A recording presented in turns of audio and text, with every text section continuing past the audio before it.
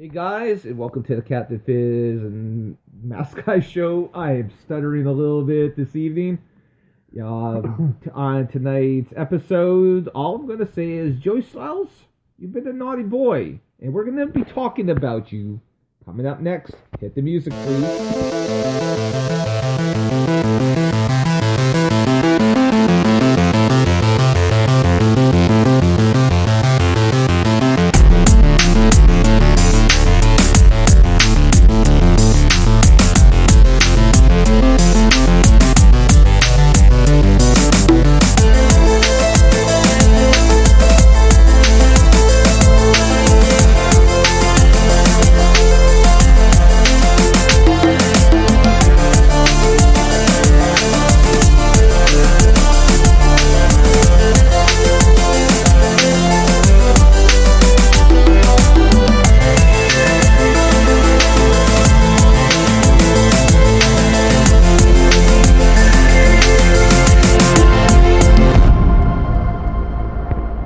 Welcome back to the Captain Fizz and Mask Guy show. As always, I am Captain Fizz. And greetings once again from the 7th Moon Offender. I am that Mask Guy. And we're kind of having a very off-the-wall topics today. A little break from usual. Yeah, absolutely. We'll get into the main topic in just a couple minutes. Sorry, guys. I'm just trying to catch up on some social media. Captain, I haven't seen or really talked to you in the last week, so how you been doing, man? Well, it hasn't snowed. Which is, if you don't understand, here in Winnipeg, that is a pretty big deal. I can count the number of times on one hand in my lifetime where we've not had snow by this time of the year. Some people, they think it's a good thing that there's no snow. I am under the opposite. I actually like snow. Something is really awesome of watching all the geese poop being covered by white crap. It is absolutely the most beautiful thing in the world, because I hate geese. They are the bane of my existence. If it was legal to kill them, I'd still probably be too scared of them to do it. I can't even walk down the street without having issues with the geese, which I know they're birds. They're really tiny creatures. They're like not even up to my waist, but they are the most terrifying creatures you could ever imagine. Absolutely, they are truly kind of scary creatures. They can fit my foot in their mouth. Yeah, and that's creepy.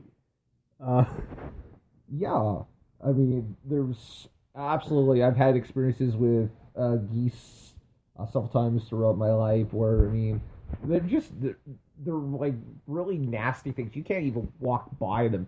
There was a park by where I grew up with retention ponds, and I wouldn't even be walking anywhere near them, and they would literally charge me, just for the simple fact that they did not like the fact that I was anywhere near them. Not that there's any, babies with them or anything. This is like, they were getting ready to go south for the winter, and they were ticked off that I would dare come into their park. I'm a little annoyed this year. This has been the longest that I have seen the geese in the city, over as far as I can remember. And I don't understand why. Like, seriously, winter is coming, and just leave already. Like, leave the city, don't come back. I don't know. I hate geese. Geese hate me. I would probably throw my left shoe at them and then hope the hell I get it back. Right. I got nothing else. I don't know. Yeah, it's kind of been what it is. It's just... and when you work in my kind of business, snow is actually a really good thing, because snow means work, and work means I don't kill people, and not killing people means, well, no one dies, but that's besides the point. I don't know where I was going with that. I don't know. I mean, you work with winter tires, and I work with summer tires too. Don't be racist to the summer. I think I will be racist. Thank you very much. They're both the same color and the same shape. Just for some odd, forsaken reason, summer tires actually weigh more. I don't understand, but hey, whatever. Okay. All right, so I've kind of finished up with the social media aspects on here. And I ranted about geese. And so, I mean, you, of course, you can go off and you can find links to this on several different Twitter accounts by now. And, of course, there is a link to to our show on our Facebook page. We'll bring it up at the end of the show, as usual. So the big topic this week, if you guys are wrestling fans, you may have already heard about this. Joey Styles, who is best known as the voice of ECW, who later on went to work for WWE, both be in front and behind the scenes. Recently, he had went off and left WWE and had been hired by several different independent wrestling companies to be their play-by-play, commentator. Over the weekend, Evolve held an pay-per-view for Evolve 72 pay-per-view, and Gabe, I'm going to mispronounce your name. Sapolsky went off and who's in charge of Evolve and its sister company Dragon Gate USA went off and told them no political jokes. And this is a comment that Joey Styles made during a matchup. Actually, wasn't even a wrestler. This was the announcer Joanna Rose. He made this comment about it. So Joanna, before you continue, what is said on the air is not technically the thoughts of the people on the air. It is the thoughts of the people who made the comments. I am just going off and I'm just bringing this information to you. I'm just, and the comment, and I quote, "Joanna, you look great tonight, and if our next president were here tonight, he'd want to grab you by the," and then he stopped at that point. By the kitty cat. By the kitty cat. And he had been, so... Was he drinking at that point? If you know anything about Joey Styles, and I do, this is actually something that he was really well known for making comments like this during ECW matches. Actually, this is stuff he would have said throughout his time prior to coming to WWE, including some of the other companies that he worked for before then, like Major League Wrestling. He was briefly with a company called Extreme Pro Wrestling. And so, I mean, this is Joey Style being Joey Style. Well, there was a huge backlash against this. I mean, he had been warned by Gabe not to go off and make any political jokes. He was immediately fired from Evolve and all his sister companies. He had also been working for Chikara Pro Wrestling, which is people who've listened to our show. I frequently have brought up, my love for the company. That's a very family-friendly company. And Mike Quackenbush, who's the owner of the company. I love that name. Yeah, it's an awesome name. He went off and a couple days after it had been revealed that Joey Styles had been fired, went off and went on, put a blog on the website for Chikara, www.chikarapro.com, and went off and told, pretty much said that Joey Styles had been released from the company, and they were also introducing a no tolerance laws in the company, so there could be no off-color jokes about sexuality, about racism, anything. And so even if you were to go off into be doing, caught on video doing this in another company, you would no longer be welcome in Chikara as well. What I don't get about this, and this is a very, very important fact, all he's doing is repeating what their president of the United States has said. So if it's okay for a guy like that to say it and get elected into office and run your country,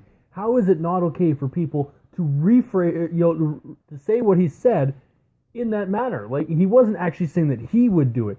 He's saying that the president would, and I think that's a very true point.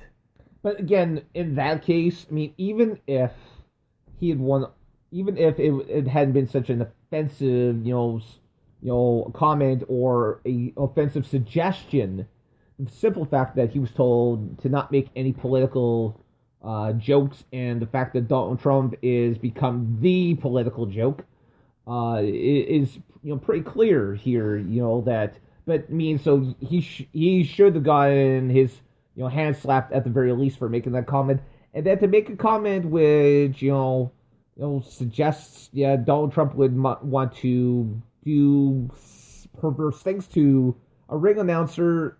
Is you kind of get where I'm going at here. I get where you're going, but at the same point, it would have. It's a very tough situation because he doesn't have to say it for people to understand the fact that Donald Trump would do such a thing.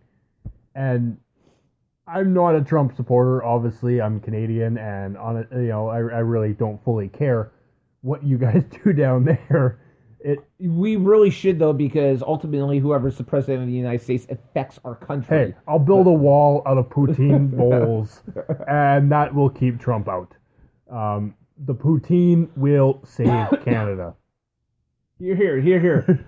But I guess, and again, I've been a long time, fan of Joey Styles for several years. I do feel somewhat, sorry for him because of the backlash that came across, that has come against him on this. And it's funny because I was on one of the conversation boards with Chikara, Chikara 101, and there is more people than not are happy that Joey Styles is gone from Chikara. They were not happy with the way he was doing color commentary and play-by-play for Chikara during the half dozen shows that he had done for the company since King of Trios back in September.